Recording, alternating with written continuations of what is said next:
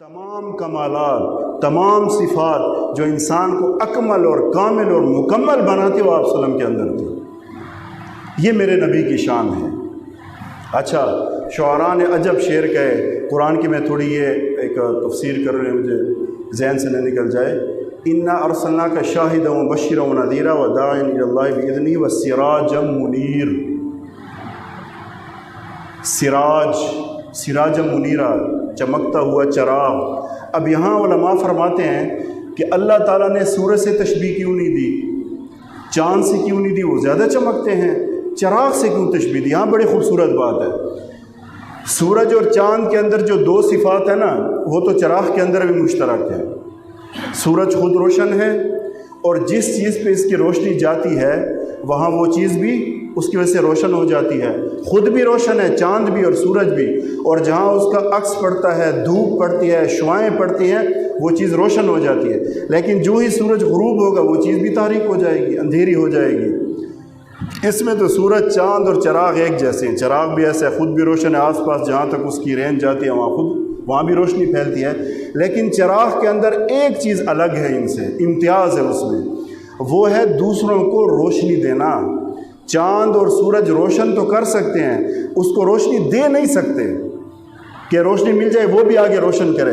لیکن چراغ ایک ایسی شے ہے کہ یہ جل رہا ہے، خود بھی روشن ہے، چیزوں کو روشن کرے اور روشنی دے بھی سکتا ہے کہ ایک چراغ سے سینکڑوں چراغ جلائے جا سکتے ہیں۔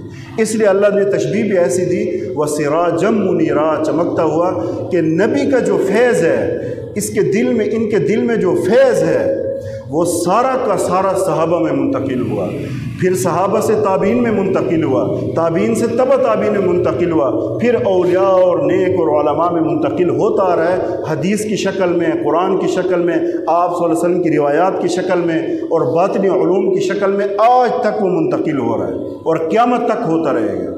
اس لیے یہاں پر ایک چراغ کی مثال دی گئی کہ چراغ جل رہا ہے، اس سے ایک چراغ جل سکتا ہے، دو جل سکتے ہیں، ہزار جل سکتے ہیں، لاکھ جل سکتے ہیں، کروڑوں چراغ جل سکتے ہیں۔ سورج اور چاند سے نہیں جل سکتے، وہ خود روشن ہے، چیز کو روشن کر سکتا ہے، جب اس کی روشنی ختم ہوگی وہ چیز بھی مدھم ہو جائے گی۔ لیکن چراغ ایسا نہیں ہے۔ چراغ کی مثال یہ ہے کہ اس سے ہزاروں لاکھوں چراغ جل سکتے ہیں۔ تو یہ میرے نبی کی شان ہے، میرے نبی کا جو مقام ہے، ان کی جو عظمت ہے۔ اور اگر بات کی جائے جو آیت ہے نا، وَرَفَعْنَا لَكَ ذِكْرَكَ، کہ آپ کا ذکر ہم بلند کرتے رہیں گے، قیامت تک آپ کا تذکرہ ہوتا رہے گا۔ اور وَلَسَوْفَ يُعْطِيكَ رَبُّكَ فَتَرْضَىٰ، اور ہم آپ کو اتنا دیں گے کہ آپ راضی ہو جائیں گے۔ یہاں بھی علماء نے بڑی خوبصورت بات لکھی کہ اللہ تعالیٰ یا تو امت کی کثرت مراد ہے کہ ہم آپ کو امت اتنی دیں گے کہ آپ راضی، دوسرے کہ آپ کی شفاعت ہے کہ آپ شفاعت کریں گے، سفارش کریں گے، ہم آپ کی سفارش قبول کریں گے حتیٰ کہ آپ راضی ہو جائیں۔ رنگ لگایا اور ایسا درجہ اور ایسا مرتبہ ان کو دیا، جہاں تک آپ صلی اللہ علیہ وسلم کے اخلاق، وَإِنَّكَ لَعَلَىٰ خُلُقٍ عَظِيمٍ، اخلاق کی مقام و مرتبہ تو ہے آپ کا، لیکن جہاں تک اخلاق کی بات ہے، ایک یہودی آتا ہے بطور آزمائش کے، آپ صلی اللہ علیہ وسلم نے کچھ قرض لیا ہوا ہے، اب وہ قرض کا مطالبہ وقت سے پہلے کر رہا ہے۔ حضرت عمر نے تلوار نکالی کہ کیا تو گستاخی کر رہا ہے؟ آپ صلی اللہ علیہ وسلم نے فرمایا کہ اسے دے دو، لیکن جو تم نے اسے ڈرایا دھمکایا ہے نا، اس کے بدلے میں زیادہ دے دو، زیادتی کر دو۔ ایک مثال دے رہا ہوں، مجھے وہ تعداد تو یاد نہیں کہ کتنے کلو وہ جو یا گندم تھی، مثال ہے اگر 10 کلو ہے یا 20 کلو ہے تو تم 22 یا 24 کلو دے دو، یہ اس لیے کہ تاکہ جو تم نے اسے ڈرایا ہے نا، اس کا صلہ بھی دے دو۔ جو ہی یہ بات ہوئی فوراً وہ اسلام لے آیا، فوراً اس نے کلمہ پڑھا۔ تو آپ صلی اللہ علیہ وسلم کے جو اخلاق ہیں وہ اتنے اعلیٰ ہیں جو اور کسی کے حصے میں نہیں ہیں، اتنے اعلیٰ قسم کے۔ اچھا، اور آپ کے معجزے تمہیں، آپ کے غلاموں کو معجزے، اب وقت اتنا نہیں ہے۔ عمر بن خطاب رضی اللہ تعالیٰ عنہ ایک خط لکھتے ہیں، خط میں چند سادہ الفاظ ہیں، زیادہ کوئی تمہید نہیں ہے، کوئی فساد، یہ ہے کہ اگر اللہ کے حکم سے چلتا ہے نیل کو، وہاں یہ مسئلہ تھا کہ وہاں ایک جوان لڑکی کو ڈالتے تھے تو وہ تب رواں ہوتا تھا ورنہ رواں نہیں ہوتا تھا۔ پھر حضرت عمر کو جب یہ بات کی، انہوں نے کہا یہ تو الاسلام یہدی ما کان قبل، اسلام تو اپنے پہلے ساری وہ جہالت مٹا دیتا ہے۔ خط لکھا، خط کے الفاظ کیا ہیں کہ اے نیل، اگر تو اللہ کے حکم سے چلتا ہے تو چل، اور اگر اپنی مرضی سے چلتا ہے تو خیر نہ چل۔ تو مجھے بتائیں کون سی چیز ہے جو اللہ کی مرضی کے بغیر کام کرتی ہے؟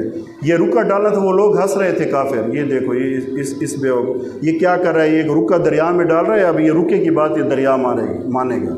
خوش ہو گیا تھا، جو ہی رکا ڈالا تو صبح کو 60 سے 70 سے 80 ہاتھ دریا ٹھاٹھے مار رہا تھا۔ ہم چاہتے ہیں، میں یہ چاہتا ہوں کہ ہم بھی اتنے خالص ہو جائیں اور اتنے مخلص ہو جائیں کہ اللہ ہمیں بھی عزتوں سے نواز دے۔ عزت اسی میں ہے، آپ صلی اللہ علیہ وسلم کی زندگی کے علاوہ کہیں بھی عزت نہیں ہے۔ آپ لاکھ ڈھونڈ لیں، آپ کروڑ ڈھونڈ لیں، کہیں بھی عزت نہیں ہے۔ عزت اسی میں غلامی رسول میں ہے۔ جو صحابہ کو اللہ نے عزت دی، ہم سوچ سکتے ہیں کسی کی نظر بھی نہیں، کیا بھوکے ننگے جاہل مشرک فلاں فلاں فلاں نام لکھا۔ اچھا اپنے تو اپنے، ہمارے نبی کی غیر بھی تعریف کرتے ہیں۔ نیپولین، اس نے کہا کہ عجب انسان تھا، دنیا میں یہ پہلا انسان ہے جس نے 15 سال کے عرصے میں جو بت پرست تھے سب کو ان کو اکٹھا کیا، ان کے ایک جگہ کیا، ساری چیزیں چھڑوائیں اور آدھی دنیا فتح کر لی۔ ایسے ایک برنارڈ شاہ ہے، ایک دوسرا جارج ہے، مختلف قسم کے۔ انہوں نے کہا یہ واحد انسان ہے جو انسانیت کا صحیح مخلص بندہ تھا، جس نے انسانیت کو فائدہ دیا۔ یہ پرائے کہہ رہے ہیں، وہ ان کا اور مذہب ہے، عیسائی ہیں، لیکن وہ تعریف پہ مجبور ہیں کہ ایسا انسان